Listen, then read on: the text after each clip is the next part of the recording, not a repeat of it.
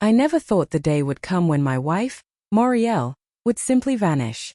No calls, no texts, no little note on the kitchen counter like she always left when running errands.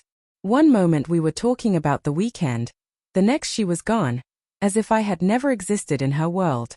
It began on a Thursday morning, quietly, in the way crises often start. She seemed distant, her eyes unfocused, drifting past me like she was already somewhere else. I asked, "Are you okay?" She gave a small smile, the kind people give to hide something rather than share it. "Just tired," she said, though her voice didn't match her face. By noon, she sent a text. "Out with Leia for a girls' day, don't wait up." It was short, dry, nothing like her. I tried calling later, straight to voicemail. By evening, still nothing. By the next morning, when she hadn't returned, a cold weight settled in my chest. Something was off. Moriel had never disappeared like this. Even in her busiest moments, she made sure I never felt overlooked. Now it seemed deliberate. I reached out to her best friend, Leia, for reassurance. The reply crushed me. "I'm not with her. Haven't been for weeks. Are you okay?" That was when the first piece of the puzzle clicked. Moriel had lied, not casually, not harmlessly, but with intent, weight, and planning. I didn't want to leap to the worst, so I gave her time. Hours became a day, then two. Her phone remained off, her social media silent. I called hospitals and the police, trying not to let my imagination spiral.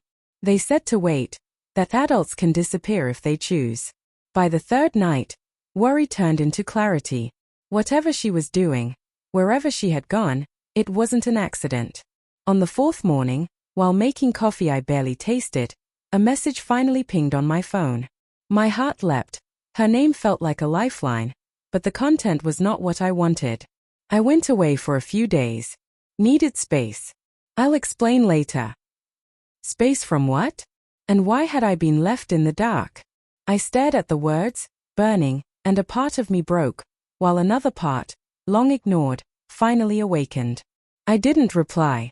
Instead, I noticed everything I had overlooked. The late nights she claimed were work, the phone kept face down, the sudden distance blamed on stress. Perhaps the signs had always been there, and I had loved her too much to see them. That day, I didn't eat or sit. I wandered through our house, realizing how little of it truly belonged to me anymore. By the fifth evening, she returned. I heard the keys in the door. My heart didn't race, it slowed. Sun-kissed skin, a glowing smile, a warmth she hadn't shown in months, and I hadn't been part of it. "Oh, you're home," she said, almost startled. I wanted an explanation, an apology, something real. Instead, she set her bag down gently, as if slipping back into a life that had been waiting politely for her return. "Where were you?" I asked, quietly, exhausted. "A getaway," she said. "Just me. Needed to think." Calm, rehearsed, the words twisted my stomach. "Think about what?" She looked away. That was confirmation enough. Something had shifted, and she had no intention of shifting it back. That night she slept easily. I didn't. I realized something I had long refused to accept. Love shouldn't feel like waiting to be chosen. By morning, I knew exactly what I had to do. When she woke, I was gone. Not with drama, not with shouting or letters taped to the fridge. I simply chose myself. At dawn, while the world was still half asleep and her breathing was soft, I packed a single duffel bag with what truly belonged to me. Clothes, passport, laptop, and the fragments of dignity I had collected overnight. I locked the door quietly and didn't look back. I drove to a small town an hour away, one people often forget exists. I didn't book a fancy hotel or scenic Airbnb. I rented a modest room above a bookstore, cheap, quiet, anonymous. The owner, an older man named Rowan, handed me the key without questions, probably sensing the weariness in my eyes. The first hours alone felt surreal, my mind replaying her footsteps, her smile, the messages she hadn't sent, and the night she had turned away. The house was quiet, the absence of her like a weight, but for the first time in years, I felt a strange, unfamiliar freedom. With each replay, the heaviness inside me began to lift, slowly and painfully, yet undeniably. By midday, my phone showed 5 missed calls and 3 messages from Moriel. Where are you? This isn't funny. Evan, talk to me. I didn't reply. Not out of anger, but out of necessity. Conversations had become spaces where I lost pieces of myself, and I wasn't ready to step back into that. I placed my phone face down on the table, a silent echo of how she used to hide hers from me. By evening, another message appeared. I think we need to talk. I owe you an explanation. She was right. She did owe me that. But explanations don't erase the ache of feeling abandoned. They don't undo the silent days or the cold twist in your chest when someone you trusted vanishes without warning. For the first time, I allowed myself to consider a truth I had always avoided. What if she didn't love me the way I loved her? What if her love had faded long before she left? What if the distance wasn't sudden, but a slow drift I failed to notice? The truth offered no comfort, only clarity. 2 days later, I answered her call, not because I forgave her, but because I didn't want to be a man who ran forever. We met at a quiet cafe near home. When she entered, she looked unsettled. Not angry or defensive, just scared. Her eyes scanned the room until they landed on me, and relief softened her features. Evan, why did you leave like that? She whispered as she sat today. And why did you? I asked. Her reaction was immediate, a wince, as if the question struck her physically. I'm sorry. I should have told you. I needed time to think about us. Where did you go, Moriel? I pressed. She hesitated, and that pause spoke louder than words.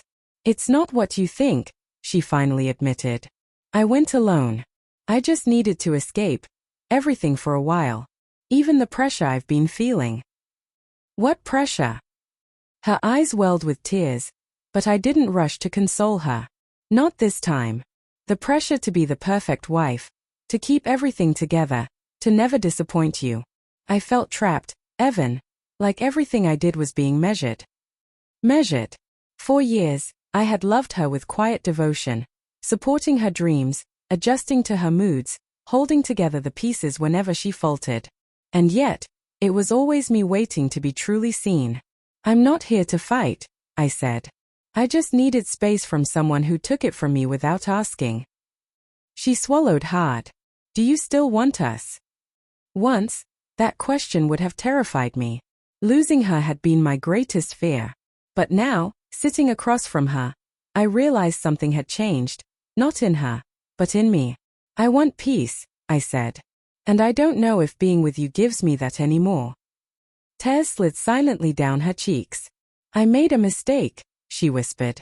Yes, I said calmly. And maybe I did too. She reached for my hand, but I pulled back gently. Evan, please don't give up on us. I'm not giving up, I told her. I'm stepping back. For the first time, she didn't argue. Perhaps she finally grasped the weight of what she'd done, or the burden I had carried silently for so long. As we left, she lingered. Will you come home? She asked softly. I shook my head. Not today. I walked away, not fueled by anger or vengeance, but with a quiet certainty I had never known. Sometimes, the hardest goodbye is the one you give to the version of yourself who stayed too long. And sometimes, disappearing isn't running, it's choosing.